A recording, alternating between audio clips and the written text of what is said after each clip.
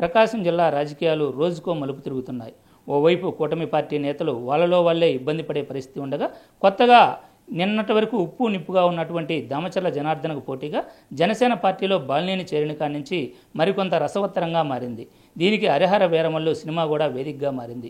ఈ నేపథ్యంలో హరిహర వీరమల్లు సినిమా చూసేందుకు ప్రీమియర్ షోకి వచ్చిన బాలినేని అక్కడ తన అభిమానులతో మాట్లాడుతూ తాను త్వరలో ఇక్కడ ఎమ్మెల్యేగా పోటీ చేయబోతున్నానని, తాను జనసేన పార్టీ అభ్యర్థిని తానేనంటూ కూడా ప్రకటించడం జరిగింది. దీనిపైన స్పందించేందుకు టీడీపీ నేతలు కూడా సిద్ధమవుతూ ఉన్నారు. మనతో పాటు టీడీపీ నేత పెద్దిరెడ్డి సూర్యప్రకాష్ రెడ్డి గారు ఉన్నారు. ఆయన అడిగి తెలుసుకుందాం. సార్, ఇప్పుడు బాలినేని శ్రీనివాసరెడ్డి రాబోయే ఎన్నికల్లో జనసేన పార్టీ నుంచి ఒంగోలు అభ్యర్థిగా తానే పోటీ చేస్తున్నానని ప్రకటించినట్లుగా తెలుస్తుంది. దీనిపైన మీరు ఏ విధంగా స్పందిస్తున్నారు? ఒకటండి, బాలినేని శ్రీనివాసరెడ్డి గారు రాజకీయంగా ఈ జిల్లాలో సుపరిచితుడు. ఏ విధంగా అంటే ఊసరవెల్లి రాజకీయాలకి కేంద్ర బిందువు అని ఇంతకన్నా నిదర్శనం ఏముంది? ఈరోజు 2024 ఎన్నికల్లో ఇది లాస్ట్ ఎన్నిక, నా ఎన్నిక, నన్ను గెలిపించండి అని ఆయన్ని ఎలక్షన్లో ఆయన తిరిగారు కదా, ప్రజల ముందు గెలిచారు కదా. ఎందుకు ప్రజలు తిరస్కరించారు? అక్రమాలు, భూమాఫియా, మైనింగ్ మాఫియా, మరి ఈ విధంగా ఆయన అవినీతిలో కూరుకుపోవటం వల్ల తన కుటుంబ రాజకీయ పాలన చేశాడు.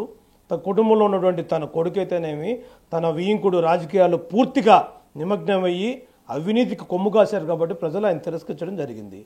ఈరోజు ఇప్పుడు 2024 ఎలక్షన్ ముందు జరిగింది. సరే, నువ్వు విలువల రాజకీయాలు చేస్తాను అని అంటావు. మరి వైఎస్ఆర్ కుటుంబంలో నేను అది గతంలో మాట్లాడిన మాటలు నేను చెప్పే ఏం కాదు. నేను నా రాజకీయాలు ఉన్నంత వరకు శాశ్వతంగా వైఎస్ఆర్ కుటుంబంతో ఉంటానని చెప్పిన వ్యక్తి నువ్వా కాదా? మరి ఈరోజు ఎందుకు వచ్చావు కూటమిలోకి? ఆయన రావటం ఆయన ఇష్టం, ఆయన ఏ పార్టీలో చేరటం ఆయన ఇష్టం.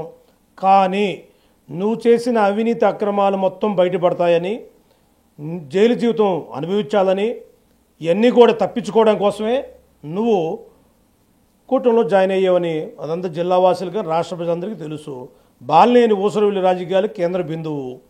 బాలినేని కొత్తగా చెప్పేది ఏముంది? ఇప్పుడు ఒంగోలు ఎమ్మెల్యేగా పోటీ చేస్తారంటే 2029 ఎలక్షన్లు, మరి ఒంగోలు ఎమ్మెల్యేగా పోటీ చేస్తానంటూ ఆయన మూర్ఖత్వంగా నేనైతే అనుకుంటున్నాను. అలాంటి ఆయనకి ఈ కూటమిలో వచ్చి కుట్రలు బంధాలనో మరి ఆయన నైతికంగా ఏం చెప్తున్నాడో కానీ సమాధానం నేనైతే అనుకుంటున్నాను.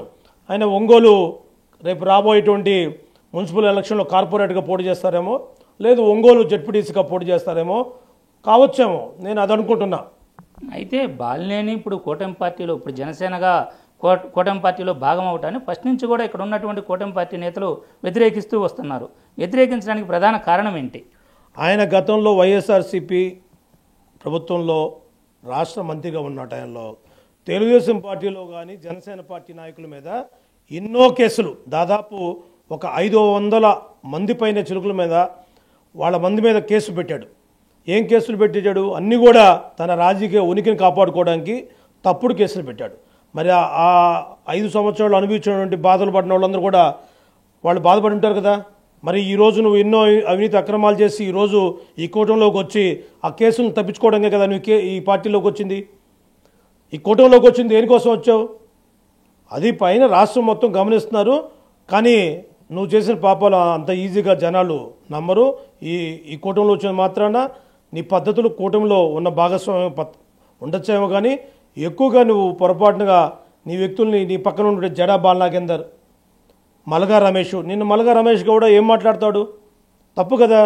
నిన్న ఫ్లెక్సీలు ఏదో మున్సిపాలిటీ వాళ్ళు రోడ్డుకి అడ్డంగా ఉన్నాయని 1-2 జరిపారని తెలిసారు. తర్వాత ఏదైతేనేమి వాటిని కూడా మరలా పెట్టారు. అది ఎందుకు మా ఎమ్మెల్యే గారి మీద తీసుకొస్తారు? ఇలాంటి కుట్ర రాజకీయాలు వేదిక చేసేదానికే మరి ఒంగోలు వచ్చి ఆయన ఇలాంటి కుట్రలు పొందుతున్నాడు. ఇవన్నీ సాగవు. వీటన్నిటి కూడా హైకమాండ్ గమనిస్తుంది, కూటమి సభ్యులందరూ కూడా గమనిస్తారు. ఆయనకి తగిన మూల్యం ప్రజలు బుద్ధి చెప్పినా కూడా ఇంకా మారలేదు.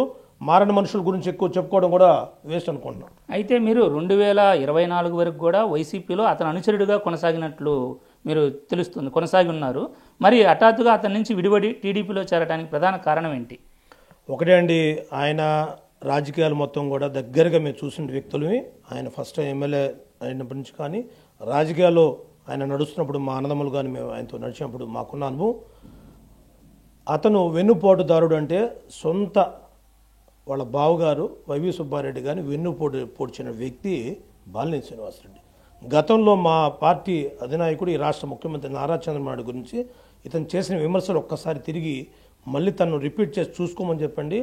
కుట్రలు కుతంత్రాలు చేసేది బాలినేని శ్రీనివాసరెడ్డి, వెన్నుపోటుదారుడు బాలినేని శ్రీనివాసరెడ్డి, అవినీతి అక్రమార్కుడు బాలినేని శ్రీనివాసరెడ్డి, మైనింగ్ మాఫియా దోచినటువంటి దొంగ బాలినేని శ్రీనివాసరెడ్డి. ఇవాళ వ్యక్తిగతంగా మేము మాట్లాడతలేదు, ఎన్ని వాస్తవాలే మాట్లాడుతున్నాం. ఈరోజు మా ఎమ్మెల్యే గారు సైలెంట్గా ఉన్నారంటే ఒకటే, కూటమి ధర్మం పాటించి సైలెంట్గా ఉన్నారు. ఆయనకు తెలిసింది ఒంగోలు అభివృద్ధి చేయటం, ప్రజల సమస్యలు తీర్చడం, ఒంగోలు ఏదైతే రోడ్లు చాలా ఇరుగ్గా ఉన్నాయో వాటన్నిటి కూడా వైండింగ్ చేసి పెద్ద పెద్ద రోడ్లుగా మరి చేయటం. ఆయనకి అభివృద్ధి మీద ఎక్కువగా పట్టుంది, ఆ అభివృద్ధి చేయాలని ఒక తపనుంది, ప్రజల పక్షాన ఉండాలనే ఒక ఎప్పుడు ప్రజల రాజకీయాల్లో ఉండే వ్యక్తి దామచల జనార్దన్ గారు. ఆయన మీద అవాకులు చవాకులు మొన్న జడలేని జడా బాలనాగేందరు అలాంటి వెధవల చేత కూడా మాట్లాడినప్పుడు పార్టీ హైకమాండ్ కూడా జనసేన పార్టీ వారు కూడా గమనించి ఇలాంటి వ్యక్తులు మా శాసనసభ్యుడి మీద మాట్లాడి ఏదో కూటమి భాగంలో ఏదో నోరు జారేసి ఎవరంటే వాడు పిల్ల కుక్కల చేత మాట్లాడిస్తే తగిన మూల్యం చెల్లించుకుంటారు ఎవరైనా సరే. ఎందుకంటే మా ఎమ్మెల్యే వ్యక్తిని కానీ మా అధిష్టాన వ్యక్తులు కానీ గురించి ఎవరైనా మాట్లాడితే ఇక్కడ ఎవరైతే ఖాళీగా ఉండరు. ఇది ఇక్కడ చెప్తున్నది.